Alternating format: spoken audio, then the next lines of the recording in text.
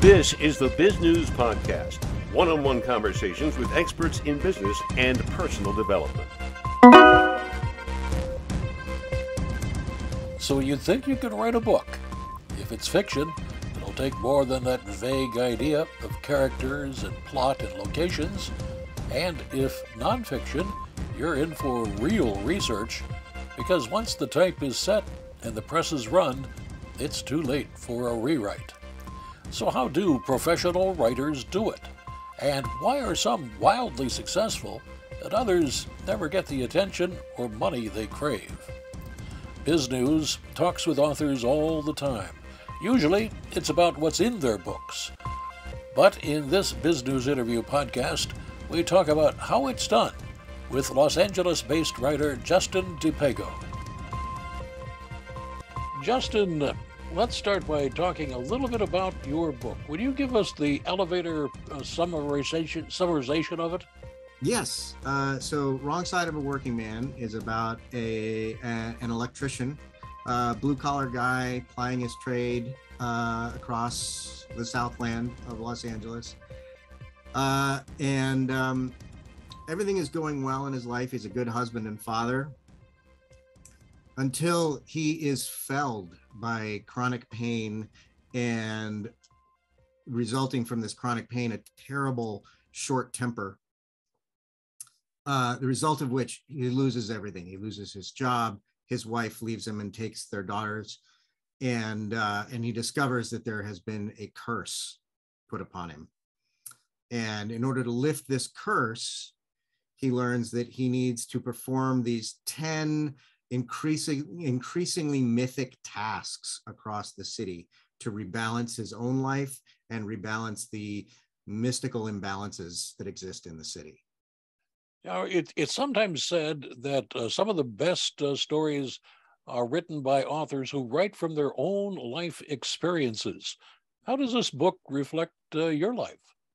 Well, I mean, a lot of it is based directly on my life. I'm not an electrician, but I worked in construction for many years, and I was a handyman. I installed skylights. I made Alex an electrician because the idea of playing with electricity is sort of more mythic than the idea of being a handyman.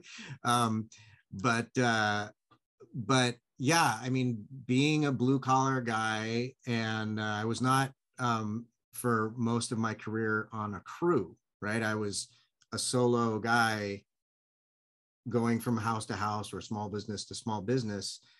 And in doing that, I got a peek into all of these homes and businesses, these worlds, these private worlds of all these people. And when you have a job like that, whether it's electrician or plumber, house painter, handyman, you kind of become an invisible non-entity when you're in that, when you're in someone's home. You know, they will forget that you're there while you're doing your thing. And so you get a really unvarnished, candid view into all these worlds. And I wanted to find a way to tell all these little LA vignettes, this side of this city that you don't typically see in media, because people outside of Los Angeles typically have a view of what LA is like based on, you know, what they see in like entertainment news and things like that. Glamour, lots of crime, and sometimes the two mix. Right. Yes, exactly. And so I wanted to tell a story that had nothing to do with that, but that was a very Los Angeles story, tell the story of this city in a way that would be very recognizable to the people here and very maybe revelatory to people who aren't from here.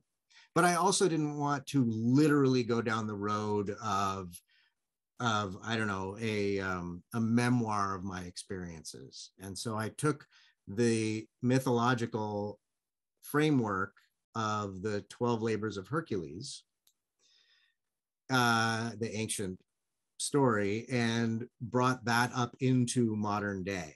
And so my protagonist, our hero, is a modern analog for Hercules and has to perform the labors just as Hercules did.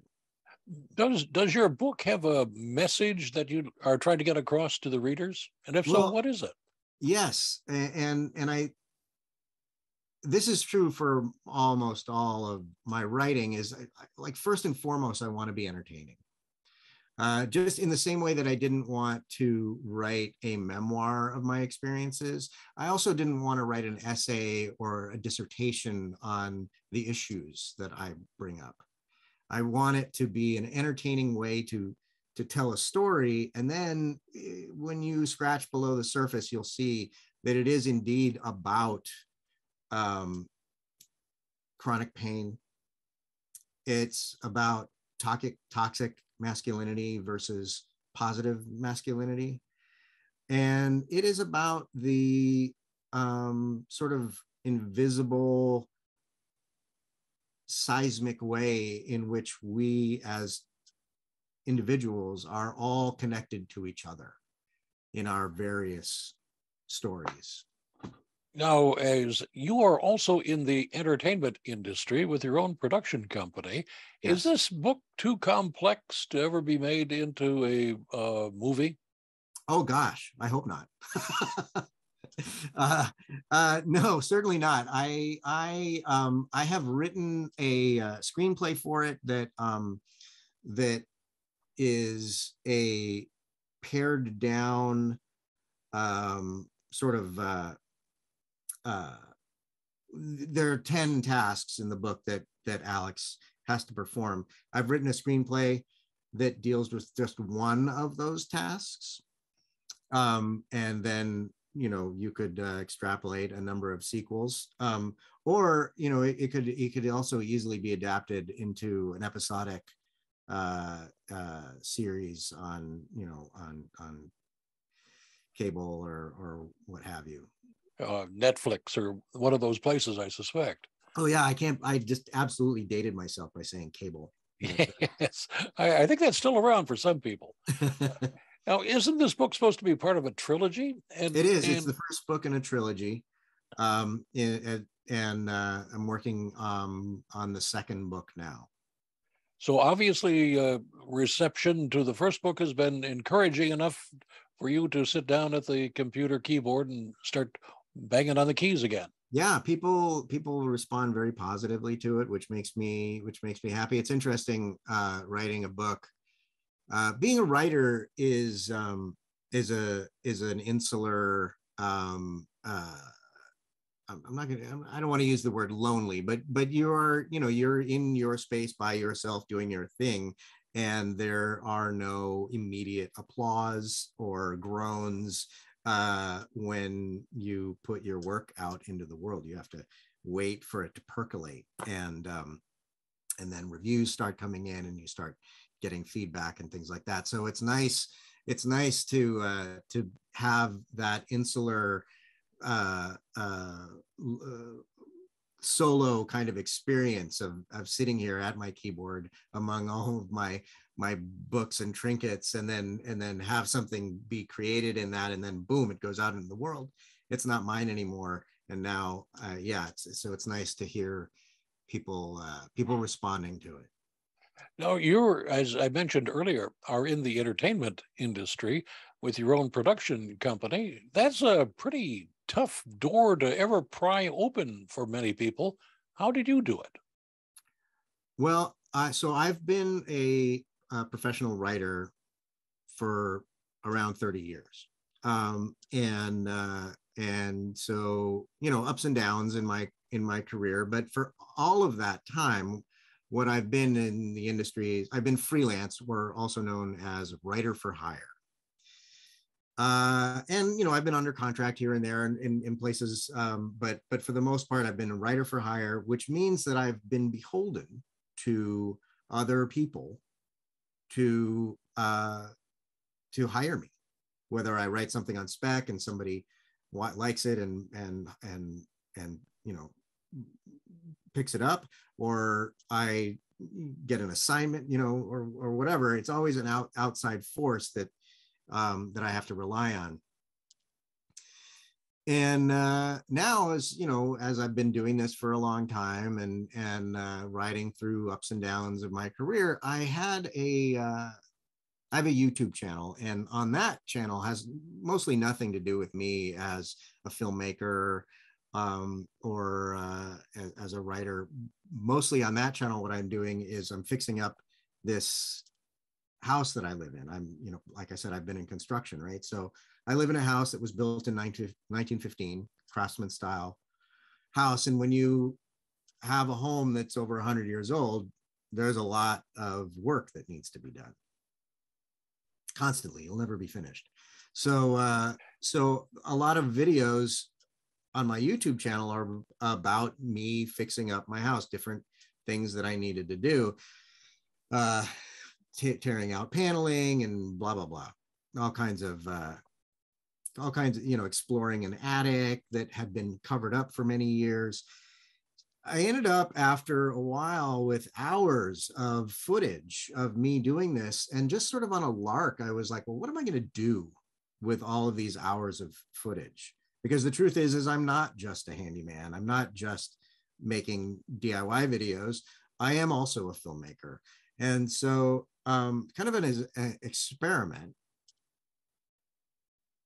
I took all this footage and I re-edited it to create a narrative. So instead of it being about the real life Justin DiPego fixing up this real life house, it became about a character played by me named Justin DiPego fixing up a house, and in the course of doing so, discovering that the house is haunted. Now, so the first, you know, the beginning of this new endeavor is very similar to the original videos, except that I added subtle special effects in the backgrounds that the main character doesn't even notice, so that while he's talking, as I'm talking to you right now, there might be a glowing orb behind me that I don't notice, that the audience would see. But then as the story progressed, I made those incidents more and more obvious and more bizarre, until finally I ran out of existing footage and had to create new footage to complete this sort of one-man battle against the entities in his house. I turned in real life, I turned my whole backyard into a film studio with a green screen that was like, you know, it was like 16 feet across. The whole front, covered the whole front of my garage, so that I could do full scale special effects. I built a set of the inside of my attic so that I could, instead of trying to haul all my equipment into the attic, I built this set. And so I had this full scale battle between myself and the entities in the house. And it was a fun sort of experiment, you know, to see what I could do.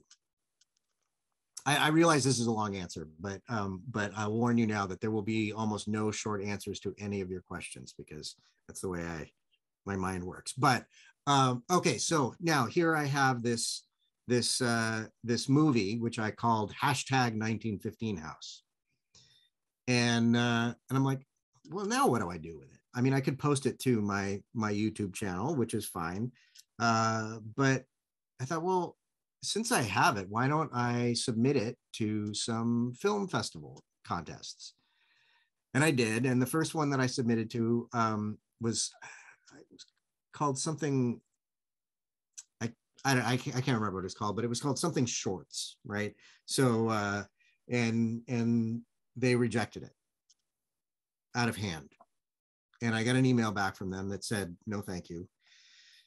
And but then in the body of the email, it said basically they hadn't even watched the movie because it was too long to be submitted as a short film, and that they have a sister festival.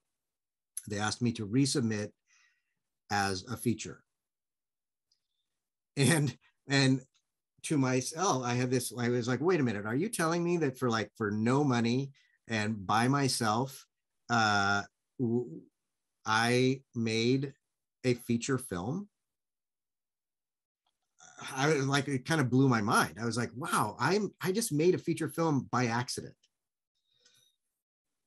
So I resubmitted to the feature side of the film festival, and then to several other festivals during the festival season of that year. That was 2017, I think, and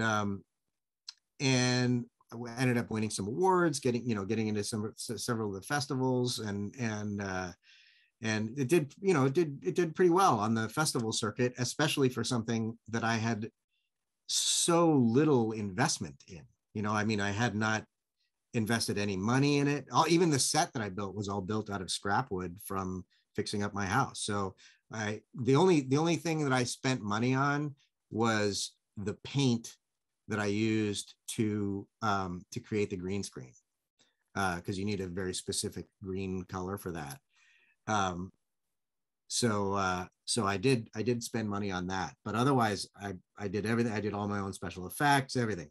So accidentally made this feature film with all these special effects and sound effects and everything, and it did really well, or it did pretty well on the circuit. And I thought to myself, if I can do that by accident, I can certainly do that on purpose. And so that's where my production company was born. I just started, it was like right once I'd had that sort of revelation, I started DiPego Now Entertainment. And and one of the other things that happened on the festival circuit was there was one of the festivals had it was a horror themed festival, but it was a 3-day event, and one of the days was set aside as each day had a theme, and my film was set aside as being sort of the feature event of the Grindhouse night.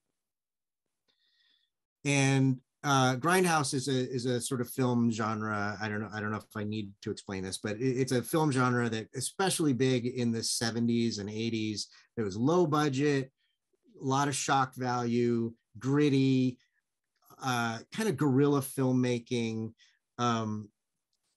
growing out of the exploitation film movement, but they're not all exploitation films. And I was like, that was another revelation for me. I was like, I made a feature film and it's a Grindhouse film. Grindhouse is something that I'm very that's what I grew up watching. And I was like, oh, wow. I mean, if I could fill this Grindhouse niche that we don't really have right now, in a certain way, we do like A24 and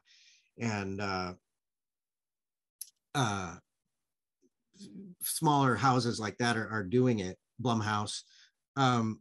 But anyway, I was like, wow, I could do that. I could make that happen. And so I got myself up and running. Like, for instance, the screenplay for Wrong Side of a Working Man is written specifically to be shot in that kind of way, where I could write it. I could direct. I wrote it. I could direct it. I could get a small cast. We could go out and shoot it in Griffith Park, and boom, with no permits, right? Don't tell anybody. And so I was up, I had that screenplay. I have a couple of other screenplays. It's a sequel to 1915 House. So I was getting all this up and running. And then of course, if you've clocked when my aha moment was 2017, takes a little while for things to get up and running. So the gears are turning. I'm getting things, I have a cast ready to go in one thing, and I'm getting financing for another thing. And then the entire world shuts down because there's a global pandemic. So, so that gave me time then to finish the novel of Wrong Side of a Working Man and get that out into the world, which we're talking about here today. But the actual production side, where you need teams of people and things like that, though, that is now back in place, where it's grinding back to get things going. So we may be able to see this on a small screen or even a big screen near us one of these days. That's the plan, and it's more than just Wrong Side of a Working Man. Like I said, I mean, I have several different projects in different stages of development, competing for which one will be the first to pull the trigger on. Justin, where can our listeners and viewers get more information? You mentioned you had a YouTube channel. Yeah, if you just search for Justin DiPego on YouTube, the actual sort of YouTube lets you name your YouTube channel, and then once you've done that, you can't change it. So it's because it started as a do-it-yourself. The name of the YouTube channel is Do It With Justin. But you could just search for Justin DiPego and you'll find it. You could also search for hashtag 1915 house and you'll find it. And then I'm on, I have DiPegoNow.com, where you'll find links to everything. My Instagram, I'm pretty active on Instagram and Twitter, where I just use my name, Justin DiPego. So I'm not hard to find. Justin, what would you like to add that we have not had a chance to talk about? Well, I think I know that you're a you talk about business and being a business, and I think my aha moment is something that I think all artists can benefit from, because one thing you need to remember when you're an artist is that you are a business, and that you are your own entrepreneurial enterprise. And it's very I'm very much in support of the arts as a concept, and artists in particular. I think it's a necessary for society to have a strong connection to the arts and to support the arts and artists. And so for an artist to sit back and just sort of wait for the muse to do their work and to not think about the money side and all of that, I think is valid and important. But you also have to eat. And so I would encourage anyone who is watching or listening who is an artist to reject the notion of selling out. I don't think that there is such a thing. If you can get paid for your work, so be it. And to find your niche, find like for me to have that, like, oh, wow, I did this by accident. And then, oh, on top of that, they labeled me as Grindhouse. And that is something I feel like I can embrace. I feel like I was lucky to have someone put that label on me, because it was a label that spoke to me. Someone else might have put a different label on me. For instance, horror I knew I was joining a horror film festival, but that's not like, it wasn't revelatory, but to drill down and say, Grindhouse, I can work with that, So find that thing, whatever that thing is for you. And this, you don't have to be a filmmaker. In my case, I'm a filmmaker or an author. But whatever that thing is, find that thing and fill that niche, or strive to fill that niche. Figure out what your niche is, as a businessman or woman or person. I don't want to restrict it, excuse me, in any way. Find what that place is for you in the world. And I think that's such a valuable place to be. When I was a young writer, I was very sort of bohemian in my approach to it, which, like I said, I think is valid if you can afford it. But I quickly realized when I was outside of the academic setting, I majored in literature, and I was surrounded by writers and other artists, actors, painters, sculptors. The whole arts community in UC Santa Cruz, where I went, is very, or at least it was then, was very connected to each other. And it was a wonderful echo chamber. But when I came out into the world and tried to maintain that sort of like, oh, I write best after midnight, and I'm going to light a candle and have a glass of wine and, let the muse come to me and all. Like I said, all that is valid. But if you want to be a professional, you have to treat it like a job. And my father is a writer still. And one of the things I learned from him is that which I had rejected as a young artist, but then I quickly realized was necessary, is he's diligent and professional, and he gets up every morning and he writes until lunch with no interruptions. And then he's mostly retired now, so he doesn't have the same schedule, but for decades, write until lunch, have break for lunch, and then spend the afternoon reviewing what he'd written in the morning, and then do it again tomorrow. And that seemed so pedestrian to me when I was a young artist, and it was unsexy. But it turns out that that's so important. And maybe that's not the schedule that you want to be on, but you do need to be on a schedule. I discovered that Hemmingway was on a similar schedule, except that he would wake up before dawn and then write for 5 hours, stone cold sober, despite all of his hard drinking reputation. And then he would be finished writing basically when the fishing started to get good, but he'd already put in his writing day. Now there's a system that we should all adapt. Yeah. You've been watching the Bizgnus Podcast. We welcome your input. Send your email to editor@biznews.com. Thanks for watching.